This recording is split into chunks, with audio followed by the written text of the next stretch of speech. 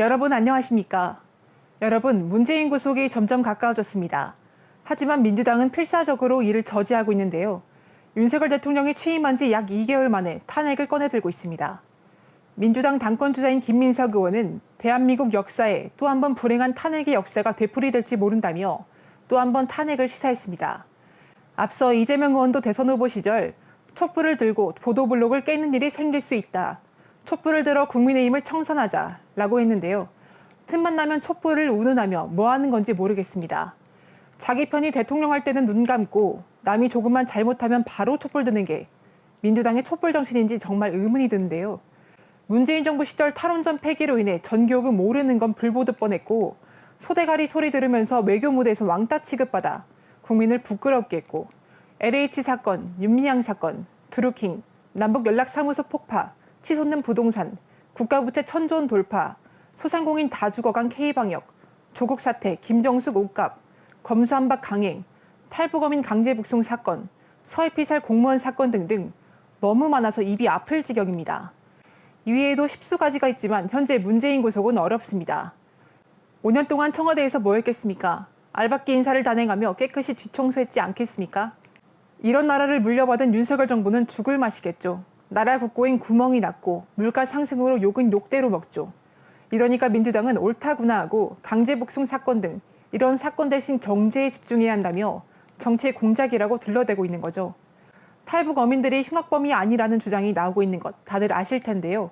탈북민들의 증언에 따르면 6인승이라는 좁은 배에 19명이 탔고 시체는 모두 바다에 유기, 핏자국은 페인트 칠했다고 정부가 밝혔는데 갑자기 배에서 핏자국이 발견됐다고 말했어요.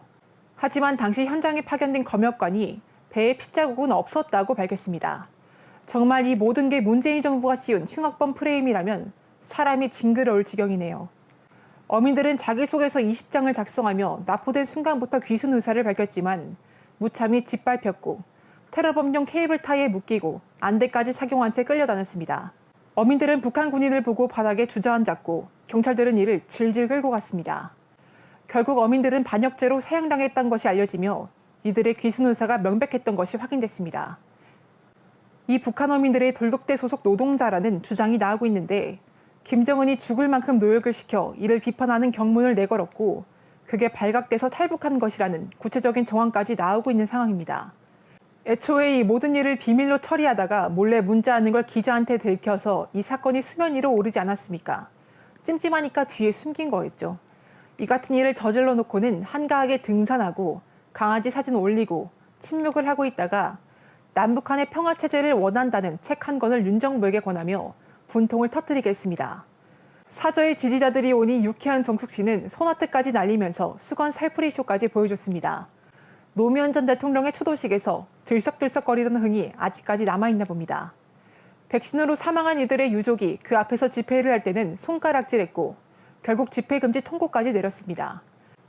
국민을 고소고발하고 어민들을 제물로 바치고 국민이 죽어나가도 강 건너 불구경하는 자칭 인권 변호사, 문 전 대통령에 대한 비리 의혹 수사가 속히 이루어지면 좋겠습니다.